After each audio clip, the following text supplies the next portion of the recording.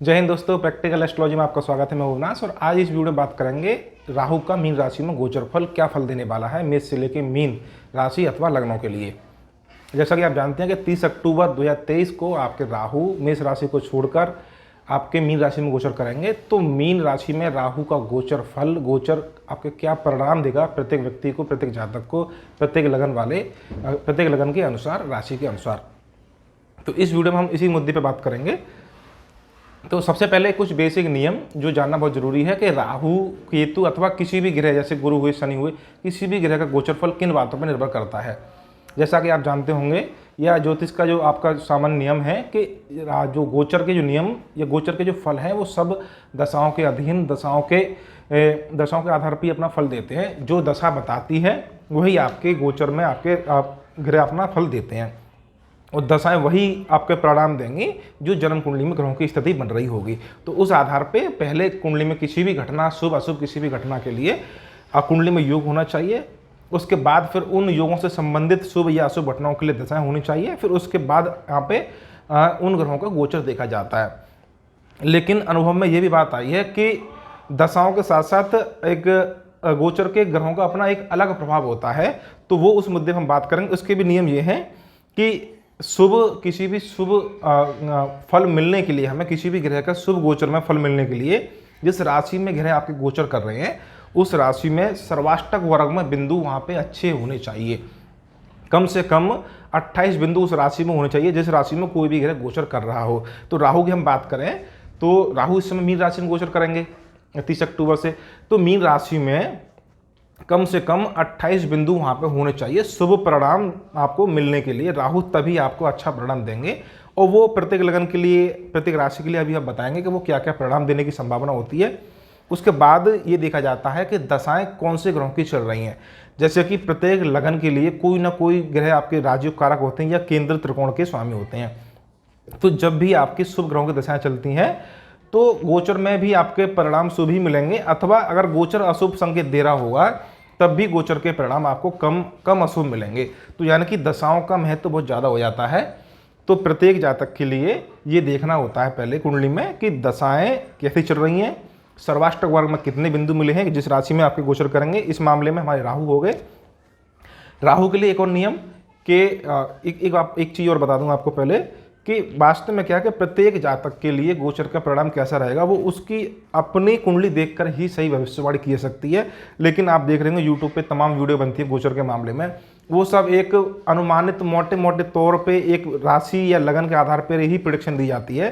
क्योंकि मात्र लगन से या राशि से उक्त भाव में या पंचम भाव में या किसी भाव में ग्रहों के गोचर करने से परिणाम के साथ साथ इस बात पे भी गोचर का फल निर्भर करता है कि आपका गोचर का ग्रह आपकी जन्म कुंडली के कौन से ग्रहों के ऊपर से गोचर कर रहा है।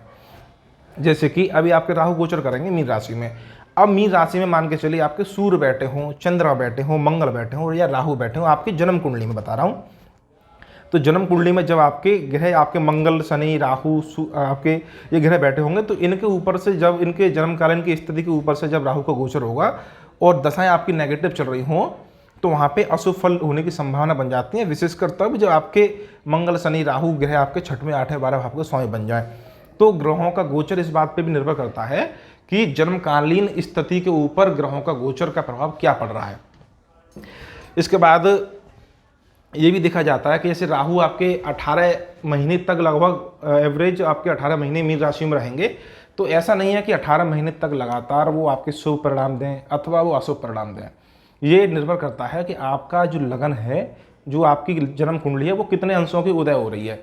तो जितने अंशों की आपकी लगन कुंडली उदय हो रही है उन अंशों पर राहु का गोचर जब होगा, उन अंशों पर राहु जब गोचर में निकलेगा तब वहाँ पर अशुभ या शुभ परिणाम आपको देखने को मिलेंगे। उसी प्रकार से आपकी जन्म कुंडली में जो ग्रह जन्म के से मंगल हुए, शनि हुए, आपके सूर्य हुए, वो कितने अंशों पर बैठे हुए हैं और फिर गोचर में राहु उन ग्रहों को उन्हीं अंशों के आधार पर जब दृष्टि से देखेंगे या प्रभावित करेंगे तब वहाँ पे शुभ या अशुभ घटनाओं का वहाँ पे समय निकलता है। तो ये सामान्य नियम हो गए आपके गोचर के। ये आप किसी भी ग्रहों के गोचर के लिए देख सकते हैं, राहु के लिए, शनि के लिए, आप गुरु के लिए।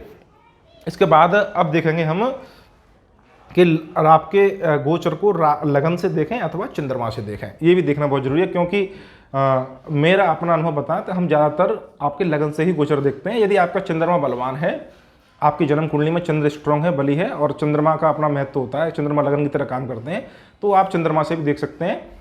या आप देखें तो चंद्रमा और लगन दोनों प्रकार से आप राहु को गोचर लगा सकते हैं। आपकी लगन कुछ और हो सकती है, मान के चलिए आपकी लगन मेष हो गई और आपका चंद्रमा आपकी कन्या राशि में बैठा हो सकता है, तो आप मेष के आधार पे भी आप राहु का गोचर देख सकते हैं और आपके कन्या राशि के आधार पे भी देख सकते हैं। दोनों प्रकार से आपको गोचर देखना चाहिए। तो अब यहाँ बात करेंगे हम सबसे पहले मेष राशि के बारे में। तो मेष राशि यहाँ संक्षेप में और बता दूँ आपको कि वर्तमान में इस वीडियो में जो वर्तमान में जो गोचर कर रहे हैं हमारे शनि और गुरु, उसके भी आधार पर कुछ ना कुछ वहाँ पे संकेत आपको दे देंगे राहु के साथ साथ, क्योंकि तीनों ग्रह बड़े प्लैनेट हैं और तीनों का ही अपना विशेष महत्व होता है गोचर में। तो मेष राशि की हम बारे में बात करें तो मेष राशि अथवा मेष लगन दोनों के लिए हम बात करेंगे। मुख्य मुख्य बातें करेंगे यहाँ पे। मेष लगन, तो अभी इस समय देखेंगे आप तो लगन में आपके गुरु गोचर कर रहे हैं, तो ऐसा माना जाता है कि जब लगन में गुरु गोचर करेंगे तो वह लगभग सभी दोषों को दूर कर देंगे। अब राहु 30 अक्टूबर से आ जाएंगे 12 भाव में, तो 12 भाव होता है विदेश का, खर्चे का, बदनामी का, इस तरह का हानि का भाव माना गया 12 भाव। तो अगर आपकी जन्म कुंडली में मेष लगन के लिए बात कर रहे हैं, आपकी जन्म कुंडली में दशाएं अगर शुभ चल रही हैं और विदेश वगैरह जाने का कहीं आपका अगर कुंडली में योग है, यानी कि दशाएं 12 भाव के स्वामी की अथवा 12 भाव से संबंधित किसी भी ग्रह की दशा चल रही है, तो 12 भाव का राहु आपको विदेश में ले जाएगा। अगर आपकी दशाएं मेष लगन के लिए मान के चलिए आपका कन्या राशि छठे भाव बैठती है तो बीमारी दिखाती है, या मंगल भी आपका अष्टम भाव का है और छठे आठे 12 में कहीं बैठा हुआ मंगल, यानी कि दशाएं आपकी अशुभ चल रही हैं, तो फिर 12 भाव का जो राहु है आपको वो खर्चा आपका करा सकता है, बीमारी में खर्चा करा दे, कोर्ट कचहरी में खर्चा करा दे, या किसी अन्य फालतू के मामलों में आपका खर्चा करा सकता है। और कोई कुंडली में आपके कोई कोर्ट कचहरी के साथ साथ कोई बंधन योग बन रहा है तो वहाँ पे आपका राहु जेल वेल की यात्रा भी वहाँ पे करा सकता है। तो वो दोनों बात निर्भर करती हैं कि मेष राशि या मेष लगन के लिए 12 भाव में गोचर यदि शुभ परिणाम देगा तो अच्छे कार्यों में फल, अच्छे कार्यों में व्यय दे सकता है, अच्छे कार्यों में आपका खर्चा दे सकता है, विदेश यात्रा करा सकता है, विदेशी कंपनी में नौकरी करवा सकता है, इस प्रकार से प्रसिद्धि भी दे सकता है। और अगर वो नेगेटिव दिशाएं चल रही हैं और सर्वाष्टक वर्ग में भी आपके 12 भाव में बिंदु कम मिले हुए हैं, तो फिर वहाँ पे 12 भाव का राहु वो नेगेटिव फल देगा। और इसके साथ साथ आप देखेंगे तो केतु भी आपके छठे भाव में गोचर कर रहे हैं, क्योंकि राहु जब 12 में है तो केतु स्वतः ही आपके छठे में आ जाएंगे। तो छठा भाव होता है आपके नौकरी का, आप जहाँ पर नौकरी करते हैं तो नौकरी में वो अगर आपकी दशा नेगेटिव हैं और आप ग्रहों की जन्मकालीन स्थिति अगर अशुभ बन रही है आपकी, तो वहाँ पे केतु छठे भाव का आपको विशेष नेगेटिव फल दे सकता है, विशेषकर नौकरी के मामले में। हो सकता है आप सस्पेंड हो जाए, आपकी कुंडली में जो योग बन रहा हो, आपकी कोई विभागीय जांच हो जाए, या कोई अन्य प्रकार से आपके अधीनस्थ कर्मचारी, आपके उच्चस्थ अधिकारी आपके विरुद्ध हो जाए, किसी भी प्रकार से ये इस प्रकार से ये फल दे सकता है। लेकिन यहाँ कुछ समय जब तक आपके मेष राशि में गुरु रहेंगे तो वो उसका प्रभाव रहेगा कि वो आपके दोषों को कम करे, क्योंकि लगन में गोचर में आपके गुरु गोचर कर रहे हैं, तो उनका बैलेंस बनाने का पूरा प्रयास रहेगा कि अशुभ से अशुभ जो फल हैं उनको कम करे और शुभता में वृद्धि करे। जब आपके मीन राशि से निकल के जब आपके गुरु जब वृष में पहुंच जाएंगे अप्रैल 2024 में, तब उसके बाद फिर राहु का पूरा प्रभाव आप देखने को मिल सकता है। तो ये संक्षेप में बात हुई। यहाँ 11 भाव में शनि भी गोचर कर रहे हैं, 11 भाव का शनि अपनी राशि में गोचर कर रहा है और वो भी आपकी वृद्धि कराएगा। तो कहने का अर्थ ये है कि दशा शुभ चल रही होंगी तो आपका राहु अच्छा फल देगा, और नेगेटिव बनेगा तो फिर वो जो नेगेटिव आपको फल मैंने आपको बता दी उस तरह से परिणाम देखने को मिल जाएगा। यहाँ पे सिर्फ नौकरी के मामले में, खर्चे के मामले में यही परिणाम देखने को आपको ज़्यादा मिलेंगे, और बीमारी वगैरह फालतू खर्चे के मामले में विदेश मामले का अच्छा फल तब मिलेगा जब आपकी कुंडली में कोई शुभ दशा चल रही होंगी। इसके बाद बात है वृष राशि के बारे में। अभी वृष राशि का जो गोचर में आएंगे राहु, वो आपके 11 भाव में आ जाएंगे। तो जो अभी मेष राशि का नेगेटिव फल बताया कि खर्चा, व्यय, हानि, अस्पताल भर्ती होना और नौकरी में भी समस्याएं, वो सब आपके वृष राशि के जातक झेल चुके हैं, क्योंकि अभी आपके मेष राशि में चल रहे थे, राहु मेष राशि में चल रहे हैं और वो आपकी जन्म कुंडली से 12 भाव की राशि है, तो वो सब हानि, नुकसान वो सब देख चुके हैं मेष राशि के जातक, वृष राशि के जातक या वृष लगन के जातक। अब वृष लगन वालों का अब राहु आ गए 11 भाव में। अब 11 भाव होता है आपके लाभ का, इनकम का, प्राप्ति का, इच्छा पूर्ति का। तो यहाँ पे अगर आपकी दशाएं शुभ चल रही होंगी, सर्वाष्टक वर्ग में आपके बिंदु शुभ मिल रहे होंगे राहु को, तो राहु का पूरा प्रयास होगा कि भाई आपकी सभी इच्छा पूर्ति कराए। आपकी अगर इनकम रुकी हुई है तो आपकी इनकम की वृद्धि कराए, अन्य कोई आपको लाभ, कोई बैंक से लोन या कोई प्रकार का आर्थिक लाभ आपको या राहु आपको यहाँ पे कराएगा, आपकी कई प्रकार से इच्छा पूर्ति करेगा। लेकिन यहाँ पे एक और चीज़ देखने वाली बात है कि यहाँ पंचम भाव में केतु गोचर कर रहे हैं और दशाएं कोई नेगेटिव चल रही है। तो मान के चलिए कोई जैसे कोई नया बच्चा है, नई लड़की है, लड़का है, तो प्रेम संबंध होते रहते हैं, बनते बिगड़ते हैं। तो प्रेम संबंधों के मामले में ये पंचम भाव, वहाँ पे पंचम भाव में केतु थोड़ी बहुत समस्या दे सकता है, ब्रेकअप करा दे, कोई परेशानी और खड़ी करा दे। इसके साथ पंचम भाव शिक्षा का होता है, तो राहु के साथ साथ हमको केतु का भी गोचर देखना है, क्योंकि उसके जस्ट आपके केतु सप्तम भाव में गोचर, यानी राहु से ठीक सप्तम भाव में गोचर करेंगे। वृष लगन के लिए राहु 11 में, तो आपके केतु पंचम में। ये पूरा, क्योंकि सही भविष्यवाणी तो मात्र कुंडली देख के ही हो सकती है, लेकिन ये अनुमान है कि जब राहु के जब हम अच्छे परिणाम बता रहे हैं तो इसके साथ साथ हमें केतु के भी नेगेटिव परिणाम हमें बताने पड़ेंगे। राहु जहाँ एक तरह आपको लाभ कराएगा, आपको फायदा कराएगा, धन का, आपकी इच्छाओं की पूर्ति कराएगा, तो केतु वहाँ आपका प्रेम संबंधों में रुकावट बन सकता है। आपका अगर संतान पक्ष है तो संतान पक्ष की तरफ से आपको कोई समस्या हो सकती है, संतान के जन्म में कोई बाधा हो सकती है, संतान आपके ऑलरेडी है तो वहाँ कोई समस्या हो सकती है। आप पढ़ाई लिखाई करने वाले बच्चे हैं तो आपकी पढ़ाई में आपका केतु पंचम भाव में कुछ समस्या खड़ी कर सकता है। और इसके साथ साथ हेल्थ की हम बात करेंगे तो वो कोई पाचन तंत्र संबंधित कोई समस्या वहाँ पे दे सकता है केतु। इसके साथ भौतिक समृद्धि के लिए आपका राहु 11 भाव में शुभ है। इसके साथ आप देखेंगे तो दशम स्थान में आपके शनि गोचर कर रहे हैं इस समय वृष लगन के लिए, तो वहाँ पे शनि का अपना बहुत अच्छा परिणाम देखने को मिलेगा। यदि आपकी कुंडली में दशा शुभ चल रही है तो शनि आपके कार्य क्षेत्र में एक ऐसी सफलता देगा जो आपको आजीवन लाभ देगी, यानी कि आपका व्यवसाय, आपकी नौकरी को स्थापित करा के जाएंगे शनिदेव। राहु का अपना प्लस पॉइंट वहाँ पर हो गया।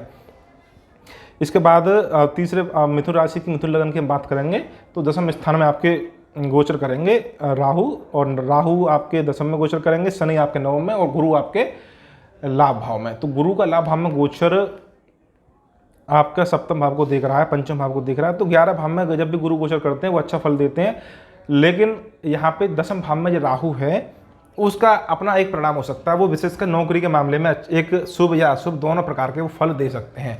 वही बात कि मामला डिपेंड करता है पूरा आपकी दशाओं पे, आपकी जन्म कुंडली के ग्रहों पे। उदाहरण के लिए आपको बताऊं कि मिथुन लगन की कुंडली आपकी हो गई और मिथुन लगन की कुंडली में दशम स्थान में आपके मंगल बैठे हुए हैं अथवा चौथे भाव में आपके मंगल बैठे हुए हैं, क्योंकि मिथुन लगन में मंगल आपका नेगेटिव फल देते हैं ज़्यादातर मामलों में, और वो आपके चौथे या दशम भाव में बैठ गई और दशाओं भी आपकी मंगल की चल रही हो या किसी अन्य शनिदेव की चल रही हो, शनिदेव कहीं पीड़ित बैठे हो, दशा आपकी नेगेटिव हो कुल मिला के ये, और फिर वहाँ पे आपके दशम भाव में आपका राहु का गोचर होगा। तो राहु का गोचर आपके जन्म के मंगल को प्रभावित करेगा। तो जब जन्म के मंगल को प्रभावित करेगा तो वो नौकरी के मामले में समस्या वहाँ पे खड़ी करेगा, हेल्थ के मामले में समस्या खड़ी करेगा, अन्य कई प्रकार से समस्या खड़ी करेगा। तो इसी बात पर डिपेंड करता है कि वो कहीं ग्रह आपका जो राहु है दशम स्थान में कोई ऐसा ग्रह तो गोचर नहीं कर रहा है जो राहु का शत्रु हो।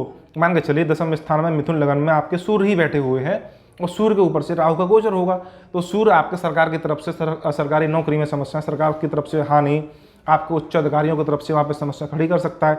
इसके साथ साथ आपके सूर्य आपके तीसरे भाव के स्वामी है जो आपके छोटे भाई बहन की तरफ से समस्या खड़ी कर सकता है। इसके ठीक विपरीत आपके दशम स्थान में गुरु बैठे हों अथवा चौथे भाव में आपके बुध बैठे हों, दशाएं आपके बुध की या गुरु की चल रही हो, शुभ ग्रहों की दशा चल रही हो या शुक्र की दशा चल रही हो, तो वहाँ पे राहु आपकी नौकरी में बहुत ही अच्छा फल देगा। और दशाएं नेगेटिव चल रही हो तो नौकरी में समस्या देगा। इसके ठीक सामने आपका केतु का गोचर रहेगा।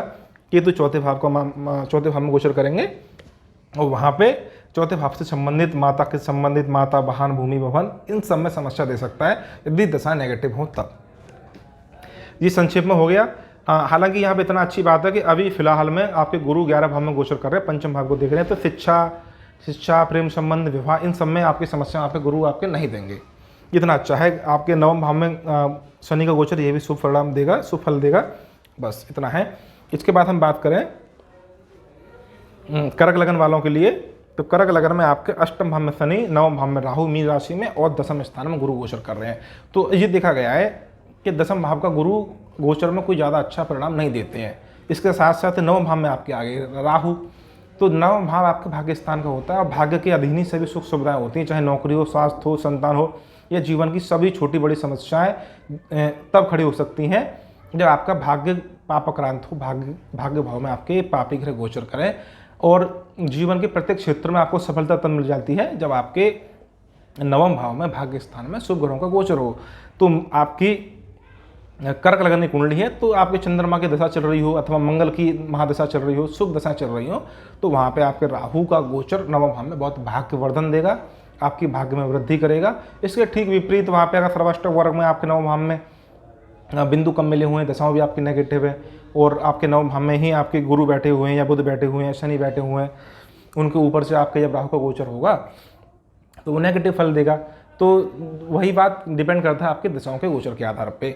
और यहाँ पे मुख्य रूप से देखें तो शनि का अष्टम भाव में गोचर चल रहा है आपके कर्क लगन के लिए। तो अष्टम भाव में अगर किसी भी प्रकार से आपका सर्वाष्टक वर्ग में बिंदु आपके कम मिल गए तो फिर ये समय ज़्यादा अशुभ हो जाएगा, क्योंकि ऐसा माना जाता है कि गोचर के सभी ग्रहों का फल डिपेंड करता है शनि के ऊपर। अगर शनि का गोचर अगर शुभ फल दे रहा है तो बाकी के गुरु, राहु और अन्य सभी ग्रह छोटे बड़े सब आपके अच्छा फल देंगे। और अगर शनि ने ये डिसाइड कर लिया कि भाई आपको नेगेटिव फल देगा तो फिर वो सभी ग्रह आपका नेगेटिव फल देना शुरू कर देंगे।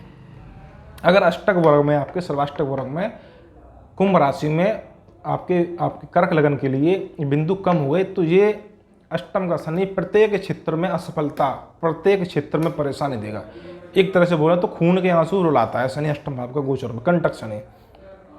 तो इस बात पर निर्भर करता है। और अगर दशाएं शुभ हुई तो फिर राहु आपका प्लस पॉइंट आपका 18 महीने आपकी भाग्य वृद्धि वहाँ पे करेगा।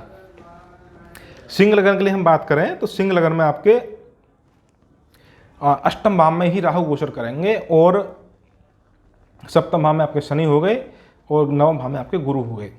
तो यहाँ पे आप देखेंगे तो अष्टम भाव में आपके जो गोचर में आपके राहु निकलेंगे तो अष्टम भाव होता है मृत्यु का। अष्टम भाव में कोई भी ग्रह हो वो ज़्यादातर मामलों में अशुभ फल ही देता है। तो यहाँ भारी विपत्ति, कोई समस्या भारी खड़ी हो सकती है यदि ये सब तब है जब आपकी दशाएं अशुभ हों। तो जब दशाएं अशुभ होंगी, नेगेटिव होंगी, तो अष्टम भाव का राहु हो सकता है आपका कोई भारी आर्थिक नुकसान करा दे, भारी शारीरिक नुकसान करा दे, कोई गंभीर बीमारी लगा दे इस प्रकार से। और यदि दशाएं अगर शुभ हैं तो अष्टम भाव का राहु आपको वसीयत से लाभ करा सकता है या अन्य किसी माध्यम से आपको गुप्त धन आपको दे सकता है। तो अष्टम भाव का राहु यहाँ मुख्य भूमिका निभाएगा, क्योंकि अष्टम भाव का जो ग्रह में जब गोचर करता है कोई ग्रह तो ये नवम भाव से 12 भाव होता है, लेकिन पिता के लिए हानिकारक। तो ये देखा गया है हमेशा कि अष्टम भाव में कोई भी ग्रह गोचर करे तो पिता के लिए ज़्यादातर वो हानिकारक सिद्ध होता है। तो आपके सिंह लगन के लिए अष्टम भाव में जो राहु का गोचर होगा वो पिता के लिए ज़्यादा हानिकारक होगा। इसके बाद दूसरे भाव में आपके केतु गोचर करेंगे। दूसरा भाव भी आपके वाणी का, धन का होता है, जो आपने पैसा बचाया है उसका होता है। तो अगर दूसरे भाव में आपका कमजोर है, आपकी जन्म कुंडली में दूसरा भाव में आपके सर्वाष्टक वर्ग बिंदु कम मिले हुए हैं और दशाएं आपके नेगेटिव चल रही है, तो दूसरे भाव में जो केतु गोचर करेगा तो वो आपके जो जमा पूंजी है उसको तोड़ेगा, आपकी वाणी में दोष लगा देगा, आपके चेहरे पे कुछ बीमारी खड़ी कर सकता है, आपकी वाणी में दोष लगा सकता है, खाने पीने में कुछ समस्या खड़ी कर सकता है। दूसरे भाव के जो कारक होते हैं उन सब में वो समस्या खड़ी करेगा। प्लस पॉइंट यहाँ पे यह है कि गुरु नवम भाव में गोचर कर रहे हैं अभी वर्तमान में, जो कि आपकी लगन को देख रहे हैं। तो अभी जब तक गुरु आपके नवम भाव में रहेंगे मेष राशि में, तब तक आपकी रक्षा करेंगे, सुरक्षा करेंगे। और यहाँ पे सप्तम भाव में शनि गोचर कर रहे हैं। एक और चीज़ देखने की यहाँ पे कि सप्तम में शनि गोचर कर रहे हैं। और अगर आपका मामला कोई विवाह का है और दशाएं अशुभ चल रही हैं तो सप्तम में शनि और अष्टम में राहु आपके विवाह को बुरी तरह से प्रभावित कर सकते हैं। अगर आपकी दशाएं नेगेटिव हो और आपकी जन्म कुंडली में भी अशुभ वैवाहिक जीवन का योग बन रहा हो तब ऐसे मामले में, क्योंकि अष्टम भाव आपका जो होता है वो होता है दाम्पत्य जीवन का कितने लंबे समय तक चलने वाला है। तो अष्टम भाव में राहु आपके विवाह को भी नेगेटिव प्रभावित कर सकता है, बुरी तरह से प्रभावित कर सकता है, दशाएं आपकी नेगेटिव हो उस मामले में, क्योंकि सप्तम में आपके राहु भी चल रहा है। कोई मान के चलिए कोई आपकी जन्म कुंडली में कोई तलाक वलाक का योग बन रहा है, कोई या जीवन साथी की मृत्यु का कोई योग बन रहा है, तो उस समय पे ये गोचर वहाँ पे अशुभ माना जाएगा। हाँ, इसके साथ आप देखें हम कन्या राशि के लिए, तो कन्या राशि के लिए सप्तम भाव में राहु स्वयं आ गए। तो अब सप्तम भाव में आते ही दोनों बात जो अभी आप जो मेष राशि आपकी सिंह लगन के लिए थी वही कन्या राशि लगन के लिए हो जाएगी। सप्तम भाव होता है मुख्य रूप से विवाह का, जीवन साथी का, विवाह के प्रस्ताव, विवाह के बाद का वैवाहिक जीवन, दाम्पत्य जीवन, उन सब का होता है। और उन प्रेम संबंधों का होता है जो 1-2 साल से ज़्यादा लंबे समय तक चलते हैं, लिव इन रिलेशनशिप, इस तरह के मामले में। तो वहाँ पे सप्तम भाव का राहु हो सकता है कि अगर आपका कोई प्रेम संबंध नहीं है, दशाएं प्रेम संबंध दिखा रही हैं, तो आपका कोई प्रेम संबंध वहाँ पर शुरू हो सकता है। इसके ठीक विपरीत अगर आपका कोई प्रेम संबंध है और वहाँ पे आपकी दशाएं अगर नेगेटिव चल रही हैं तो वो प्रेम संबंध को तोड़ भी सकता है। इसके साथ साथ आपकी शादी नहीं हुई है और दशाएं आपकी गुरु की चल रही हो, आप कन्या लगन के लिए, या आपके बुध की चल रही हो, या अन्य किसी शुक्र की भी चल रही हो, जो दशाएं विवाह को दिखाती हैं और विवाह का समय आपको दिख रहा हो, तो वहाँ पे सप्तम भाव का राहु विवाह भी करा सकता है। और इसके ठीक विपरीत आपकी कुंडली में कोई विवाह का टूटने का योग बन रहा हो, या पति पत्नी वियोग सेपरेशन का कोई योग बन रहा हो, तो वहाँ पे सप्तम भाव का राहु वो सेपरेशन वो करा सकता है, कुछ तलाक की स्थिति पैदा कर सकता है। ये सब डिपेंड करता है दशाओं पे और जन्म कुंडली की ग्रहों की स्थिति पे। ये मुख्य हो गया। लगन में आपके केतु गोचर कर रहे हैं, लगन में केतु गोचर करेंगे तो शारीरिक कष्ट वहाँ पे आपको दे सकते हैं, कोई शारीरिक परेशानी, खासकर बीमारी, कोई छोटी मोटी बीमारी, कोई पेट का रोग हो गया, कभी आँख का रोग है, गले का रोग हो गया, कोई भी बीमारी दे सकते हैं। लगन में आपके केतु। छठे भाव में आपके शनि गोचर करेंगे। छठे भाव में अगर सर्वाष्टक वर्ग में बिंदु कुंभ राशि में ठीक है तो शनि आपके बहुत अच्छा परिणाम देने वाले हैं यहाँ पे, खासकर नौकरी के मामले में और अन्य किसी भी सभी प्रकार के मामले में। तो छठे भाव में आपका जो शनि होते हैं बहुत ही अच्छा परिणाम देते हैं। दशाएं शुभ होंगी तो सब बल्ले बल्ले है। इसके बाद आते हैं तुला राशि, तुला लगन या तुला राशि। इसके लिए आपके राहु छठे में गोचर करेंगे मीन राशि में, आपके गुरु सप्तम में और शनि पंचम भाव में कुंभ राशि में गोचर करेंगे। अब ये छठे में जो गोचर आया ये बड़ा ही महत्वपूर्ण भूमिका निभाता है, क्योंकि छठा भाव रोग, बीमारी, शत्रुता, कोर्ट कचहरी, लड़ाई झगड़े और नौकरी के मामलों को दिखाता है राहु वहाँ पे। अच्छा, छठा भाव, और वहाँ पे अगर राहु छठे भाव में गोचर करके अशुभ फल दे तो वहाँ पे कई प्रकार से अशुभ फल दे सकता है, जैसे कि आपकी कई व्यक्तियों से आपकी लड़ाई झगड़ा हो जाए, या आपका कोई कोर्ट कचहरी का मामला शुरू हो जाए, या कोर्ट कचहरी के मामले में आप फंस जाएं, आपका स्वास्थ्य में कोई भी समस्या खड़ी हो जाए, आप अगर नौकरी में हैं तो नौकरी में आपकी सैलरी आपकी रुक जाए, इंक्रीमेंट आपके रुक जाए, कोई विभागीय जांच हो जाए, सस्पेंशन आपका हो जाए। इस प्रकार से इसके साथ साथ आपके मन के विपरीत आपका ट्रांसफ़र भी वहाँ पर करा सकता है। जब भी आपके राहु, केतु अथवा कोई भी ग्रह, पापी ग्रह जब छठे भाव में गोचर करते हैं तो नौकरी के मामले में बड़ा ही अशुभ फल देते हैं, वो विपरीत स्थानों पे वहाँ पे ट्रांसफ़र वगैरह करा देते हैं। तो वहाँ पे जो तुला लगन है वहाँ के लिए राहु का छठे भाव में बड़ी संभावना है कि वो नेगेटिव फल दे। और मान के चलिए इसी छठे भाव में ही आपके चंद्रमा बैठे हों तुला लगन में, या आपके सूर्य बैठे हों, तो फिर वो और ज़्यादा नेगेटिव फल देने वाला बन जाएगा, क्योंकि वो जन्म के सूर्य और जन्म के चंद्रमा पे गोचर करेगा। तो ये सब चीज़ें डिपेंड करती हैं गोचर पे। इसके बाद सप्तम भाव में गुरु गोचर कर रहे हैं और पंचम भाव में आपके शनि गोचर कर रहे हैं। दोनों का प्रभाव आपके सप्तम भाव पे, यानी कि अगर शादी की दशा चल रही हैं तुला लगन के जातक के लिए या तुला राशि के जातक के लिए शादी की दशा चल रही है, तो वहाँ पे आपके गुरु और शनि का दोहरा गोचर सप्तम भाव पे शादी करा सकता है। और इसके ठीक विपरीत यदि कोई मामला आपका तलाक बलाक का चल रहा है तो वहाँ पे तलाक बलाक या शादी में समस्याएं भी खड़ी कर सकता है। ये टोटली डिपेंड्स ऑन आपकी कुंडली पे, आपकी दशाओं पे, ये सब इस पर निर्भर करता है। अब बात करेंगे वृश्चिक लगन। वृश्चिक लगन के लिए आपके राहु पंचम भाव में आ गए, गुरु छठे में चले गए और शनि चौथे भाव में चले गए। तो अब राहु पंचम भाव में, पंचम भाव शिक्षा का, प्रेम संबंधों का, पाचन तंत्र का, इन सब का हो गया। तो दशाएं आपकी शुभ प्रेम संबंध दिखाने वाली दशाएं चल रही हैं, तो हो सकता है आपका प्रेम संबंध वहाँ पे शुरू करा दे राहु का पंचम भाव में गोचर। हालांकि ये सब प्रेम संबंध अस्थायी होते हैं और वो तब तक असर रहेगा उसका जब तक कि आपके राहु का पंचम भाव में गोचर रहेगा। इसके ठीक विपरीत आपका कोई प्रेम संबंध चल रहा है तो राहु का गोचर वहाँ पे प्रेम संबंधों में बाधाएं, प्रेम संबंध को तोड़वा सकता है, रुकावट पैदा कर सकता है, समस्या खड़ी हो जाएंगी वहाँ पे। इसके बाद छठे भाव में यहाँ पे गुरु भी गोचर कर रहे हैं और गुरु यहाँ पे पंचम भाव के भी स्वामी हैं और दूसरे भाव के भी स्वामी हैं। तो पंचम भाव में वैसे भी राहु हो तो एजुकेशन में परेशानी खड़ी कर सकते हैं, शिक्षा आपकी टूट सकती है, शिक्षा में आपकी कोई परेशानी खड़ी हो सकती है, क्योंकि यहाँ पे पंचम भाव का स्वामी जो गुरु बनते हैं वो भी छठे भाव में चले गए। वो भी ये दिखा रहे हैं कि आपकी पढ़ाई में बाधा आ जाएगी, आपके प्रेम संबंधों में बाधा आ जाएगी। संतान के मामले में राहु और गुरु दोनों का गोचर आपके लिए अशुभ संकेत दे रहा है कि भाई संतान नहीं है तो वहाँ पे संतान होने में समस्या, संतान है तो उनके स्वास्थ्य की समस्या, संतान की शादी होने वाली है तो उनके संतान के उस मामले में समस्या, शादी ना हो पाए। इस प्रकार से देखेंगे तो राहु और गुरु दोनों का जो गोचर है आपके वृश्चिक लगन के लिए या वृश्चिक राशि के लिए संतान, शिक्षा, प्रेम संबंध और पाचन तंत्र, इन सब के लिए थोड़ा अशुभ माना जाएगा। तो इसके आप उपाय भी कर सकते हैं। और ये फिर डिपेंड करता है आपकी दशाओं पर। अगर दशाएं आपकी शुभ हुई तो ये आपको पता भी नहीं चलेगा, इस सब का प्रभाव आपको मालूम भी नहीं पड़ेगा। अब आते हैं धनु लगन के लिए। धनु लगन में आपके राहु चौथे भाव में, शनि तीसरे में, गुरु पंचम भाव में। चौथा भाव आपके भवन भूमि वाहन का होता है। तो राहु अगर शुभ परिणाम देने पे आ गया आपको, तो आपको अच्छा मकान दिलवा सकता है, भूमि दिलवा सकता है, प्लॉट खेत खरीदवा के दे देगा आपको। भूमि भवन वाहन ये सब आपके तीनों सुविधा आपको दे सकता है चौथे भाव का राहु।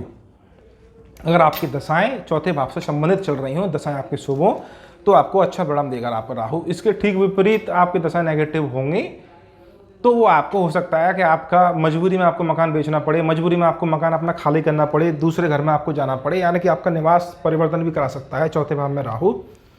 अच्छा गोचर में अच्छा फल देंगे तो राहु आपको अच्छे मकान में ले जाएंगे, यानी बेकार मकान से उठा के दूसरे अच्छे मकान में ले जाएंगे। और यदि आपका राहु बेकार परिणाम दे रहे हैं, अशुभ परिणाम दे रहे हैं, तो आपको गलत स्थान पे आपको ले जा सकते हैं, गलत बेकार जगह पे आपको रहने के लिए मजबूर वहाँ पे कर सकते हैं। तो ये आपकी दशाओं पर निर्भर करेगा। इसके साथ आपका पंचम भाव में गुरु आपके गोचर कर रहे हैं। पंचम भाव में गुरु आपके नवम भाव को देखेंगे और लगन को देखेंगे। इस प्रकार से आप देखें तो लगन पे आपके गुरु की दृष्टि रहेगी, तो कोई भी विशेष अशुभ फल आपको नहीं मिलेगा जब तक कि आपके मेष राशि में गुरु रहेंगे। जैसे ही आपके वृष राशि में छठे भाव में गुरु आएंगे, तब वहाँ पे आपको राहु के नेगेटिव परिणाम ज़्यादा देखने को मिल सकते हैं। अभी के लिए राहु के नेगेटिव परिणाम नहीं मिलेंगे। राहु चौथे भाव में ज़्यादातर मामलों में शुभ परिणाम देते हैं। आपके बस शर्त यही रहती है कि भाई दशाएं शुभ हों, आपके सर्वाष्टक वर्ग में बिंदु अच्छे मिले हो, तो माता से भी लाभ आपको हो सकता है, भवन भूमि से लाभ आपको हो जाएगा। इस प्रकार से आप दे सकते हैं। इसके ठीक विपरीत अगर आप देखें तो दशम स्थान में आपके केतु गोचर कर रहे हैं धनु लगन के लिए, तो वहाँ पे अगर आपकी दशा नेगेटिव हो गई तो वो नौकरी के मामले में भी आपको केतु दशम भाव में परेशानी खड़ी कर सकते हैं। नौकरी के मामले में किसी भी प्रकार की कोई भी समस्या वहाँ पे हो सकती है, क्योंकि ये गोचर की वीडियो है तो यहाँ सिर्फ संकेत में आपको बताया जा रहा है। इसके बाद मकर लगन। मकर लगन में आपके तीसरे भाव में राहु गोचर करेंगे, चौथे में गुरु और दूसरे भाव में आपके शनि। तीसरे भाव का राहु ज़्यादातर मामलों में शुभ परिणाम देता है, हिम्मत साहस पराक्रम की वृद्धि करता है। तो तीसरे भाव का राहु हमेशा अपने तीसरे भाव में गोचर में बहुत ही अच्छा परिणाम देखने को मिलता है। हिम्मत साहस पराक्रम की वृद्धि होती है, तो प्रत्येक क्षेत्र में आपको सफलता आपको मिलेगी। इसके बाद चौथे भाव में गुरु गोचर कर रहे हैं। हालांकि आपके मकर लगन के लिए आपके गुरु कोई ज़्यादा शुभ ग्रह नहीं है, आपके 12 भाव के तीसरे भाव के स्वामी है, फिर भी चौथे भाव की गोचर के कारण दशम भाव पर दृष्टि है, तो नौकरी में कोई समस्या वहाँ पर नहीं देंगे। राहु का परिणाम यहाँ पे तीसरे भाव में राहु का गोचर बहुत ही अच्छा परिणाम देने वाला है। बस दशाएं आपकी शुभ हो जाए। दशाएं ऐसी शुभ आपकी शनि की दशाएं हो, शनि की महादशा शनि का अंतर हो, शुक्र की महादशा शुक्र का अंतर हो, अथवा स्वयं आपकी राहु का दशाएं हो, तब भी आपके तीसरे भाव में राहु का गोचर बहुत ही अच्छा देने वाला है। छोटे भाई बहनों से लाभ आपको दे सकता है, छोटी छोटी यात्राएं आपको करा सकता है। और जो आपके IT सेक्टर का काम है या इंफॉर्मेशन टेक्नोलॉजी या कोई कम्युनिकेशन है, सॉफ्टवेयर इंजीनियरिंग का काम है, इस क्षेत्र में आपके राहु का बहुत ही अच्छा योगदान रहेगा वहाँ पे। इसके बाद कुंभ राशि की बात करें तो कुंभ राशि में आपके दूसरे भाव में राहु गोचर कर रहे हैं, तो दशाएं आपकी शनि की हों, राहु की हों, शुक्र की हों, शुभ दशाएं संकेत मिल रहा हो, तो दूसरे भाव का राहु आपके धन की वृद्धि करेगा, आपके वाणी में प्रभाव देगा। अगर आप कुछ काम ऐसा करते हैं जिसमें बोलने वाला काम है, तो वहाँ बोलने वाले काम में आपको बहुत ही अच्छा परिणाम देगा। आपके वित्त में वृद्धि करेगा, आपके धन में वृद्धि करेगा, आपके अंदर कई गुण आपको देगा। तो वो दूसरे भाव में राहु आपका अच्छा फल देगा, जबकि आपका दशाएं आपकी शुभ चल रही हो, सर्वाष्टक वर्ग में आपके बिंदु अच्छे मिल रहे हों। इसके ठीक विपरीत आगे अगर आपकी दशाएं नेगेटिव हैं, तो दूसरे भाव का गोचर में राहु आपका जो जमा पूंजी है उसको खाली करवा देगा, आपकी वाणी में दोष लगा देगा, गले में चेहरे की कोई बीमारी ला सकता है, आपका घर कुटुंब परिवार से आपको दूर कर सकता है। इस प्रकार से जो दूसरे भाव की जो हानि होती है वो सब करा देगा। अष्टम भाव में आपके केतु का गोचर रहेगा, तो अष्टम भाव में केतु आपके दशाएं अशुभ चल रही होंगी, तो कोई गुप्त रोग, कोई गुप्त समस्याएं, अचानक बीमारी, अचानक समस्याएं, पिताजी को हानिकारक कष्ट, इस प्रकार से वो अष्टम भाव के जो अशुभ परिणाम होते हैं वो आपको केतु दे सकता है। ये आपके अगर दशाएं नेगेटिव हो गई, तो अगर अशुभ हुई दशाएं तो आपका इसके साथ साथ आप देखेंगे कुंभ लगन में तो तीसरे भाव में गुरु गोचर कर रहे हैं, तो तीसरे भाव का गुरु कोई ज़्यादा अच्छे परिणाम नहीं देते हैं, हालांकि इसकी नवम भाव पर दृष्टि रहती है। और इसमें सबसे अच्छी बात है कुंभ लगन वालों के लिए कि आपके लगन में ही शनि गोचर कर रहे हैं। जब लगन में शनि गोचर कर रहे हैं और अपनी राशि में गोचर कर रहे हैं, अगर सर्वाष्टक वर्ग में अगर कुंभ राशि में अगर बिंदु अच्छे हुए, तो वहाँ पे आपके शनि पूरी कुंडली के सभी दोषों को दूर कर देंगे और आपको जीवन में एक ऐसी सफलता देके जाएंगे जो आपके आजीवन लंबे समय तक चलेगी, चाहे नौकरी का मामला हो, चाहे धन का मामला हो, कुछ भी हो, स्थायी सफलता आपको देने वाले हैं यहाँ पे शनि, अगर दशाएं शुभ चलेंगी तब इस मामले में। इसके साथ साथ शनि का और गुरु का दोहरा गोचर सप्तम भाव पे है आपकी कुंभ लगन के लिए, तो शादी की दशा चल रही होंगी तो वहाँ विवाह आपको करा सकता है। और राहु का गोचर दूसरे भाव में मारक भाव है, दूसरा भाव अगर दशाएं अगर नेगेटिव होंगी, मारक की दशाएं होंगी, अशुभ होंगी, तो स्वास्थ्य की समस्या भी आपको दे देगा वहाँ पे। मीन लगन की बात करेंगे, लगन में आपका राहु का गोचर कर रहा है। लगन का गोचर बड़ा महत्वपूर्ण होता है। लगन ही आपका पहला भाव शरीर होता है, मान सम्मान होता है, पदवी होती है, रूप रंग कदकाठी, स्वास्थ्य, सब कुछ होता है पहला भाव। तो ये पूरी तरह से प्रभावित करता है। सभी भावों के परिणाम आपके पहले भाव में आपके समाहित होते हैं। तो राहु अगर आपका मान के चलिए दशाएं आपकी गुरु की चल रही हो, गुरु की महादशा चल रही हो, या अथवा गुरु का ही आपका अंतरदशा चल रही हो, और सर्वाष्टक वर्ग में 28 से ज़्यादा बिंदु आपके राहु को मिले हुए हैं, तो आपको राहु चमत्कारिक रूप से बहुत ही अच्छे परिणाम देगा। आपकी पर्सनैलिटी को डेवलप करेगा, आपको प्रत्येक क्षेत्र में प्रसिद्धि दे देगा, और कई प्रकार से आपको अन्य प्रकार से आपको लाभ देगा। इसके साथ आपके राहु के साथ आपके गुरु दूसरे भाव में गोचर कर रहे हैं मीन लगन के लिए। दूसरे भाव का गोचर राहु दूसरे भाव में गुरु का गोचर बहुत ही ज़्यादा लाभदायक सिद्ध होता है। वो धन वृद्धि के लिए सिद्ध होता है, परिवार में वृद्धि के लिए आपको बहुत ही ज़्यादा लाभदायक सिद्ध होगा। आपकी वाणी को सुधारेगा, आपके चेहरे को सुधारेगा, आपके कई प्रकार से आपको दूसरे भाव का राहु बहुत ही ज़्यादा लाभ देगा सभी प्रकार से। राहु नहीं, गुरु। राहु तो लगन में हो गए, इसके साथ साथ गुरु जो दूसरे भाव में गोचर कर रहे हैं वो आपके बहुत ही ज़्यादा अच्छा परिणाम देंगे। गुरु दशाएं शुभ चल रही होंगी तो गुरु का गोचर और ज़्यादा शुभ, इतना शुभ कि जो आप बोल देंगे वो सत्य हो जाएगा। पैसा आप बचाना सीख जाएंगे। गुरु का गोचर इस समय चल रहा है और वो अप्रैल 2024 तक चलेगा, तो बहुत ही अच्छा परिणाम देगा। और यही हाल राहु का है, क्योंकि राहु भी आपका लगन में गोचर करेंगे तो कई प्रकार से आपको शुभ फल देंगे, चमत्कारिक रूप से आपके जीवन को आप बदल सकते हैं अगर आपका शुभ आपकी दशाएं चल रही होंगी। इसके ठीक विपरीत आपकी मान के चलिए आपकी सूर्य की महादशा चल रही है जन्म कुंडली में, मीन लगन के लिए शनि की महादशा चल रही है, तो जन्म कुंडली में सूर्य और शनि अशुभ फल देने वाले सिद्ध हो रहे हैं राशि, नक्षत्र और स्थिति के आधार पे। तो राहु वहाँ पे आपको 12 भाव में वो आपको प्रताड़ित कर सकता है, आपको शोषित कर सकता है, आपको बीमारी ला सकता है, आपको कई प्रकार से वहाँ परेशान हो जाएंगे। तो जीवन के कई क्षेत्रों में वहाँ पे आपको परेशानी हो सकती है, विशेषकर विवाह के मामले में, प्रेम संबंधों के मामले में, शारीरिक स्वास्थ्य के मामले में कई प्रकार से वहाँ पे नेगेटिव फल दे सकते हैं यदि आपकी दशाएं नेगेटिव होंगी तब। और यदि दशाएं शुभ हुई तो राहु का गोचर आपके लगन में पहले भाव में बहुत ही अच्छा परिणाम देने वाला है। तो आज की वीडियो में इतना ही। उम्मीद है कि वीडियो आपको अच्छी लगी होगी। वीडियो में बड़े ही शॉर्ट में मेष से लेकर मीन तक सभी राशियों के गोचर फल आपको बताए गए राहु के बारे में। तो उम्मीद है कि वीडियो आपको अच्छी लगी। आज की वीडियो में इतना ही। धन्यवाद।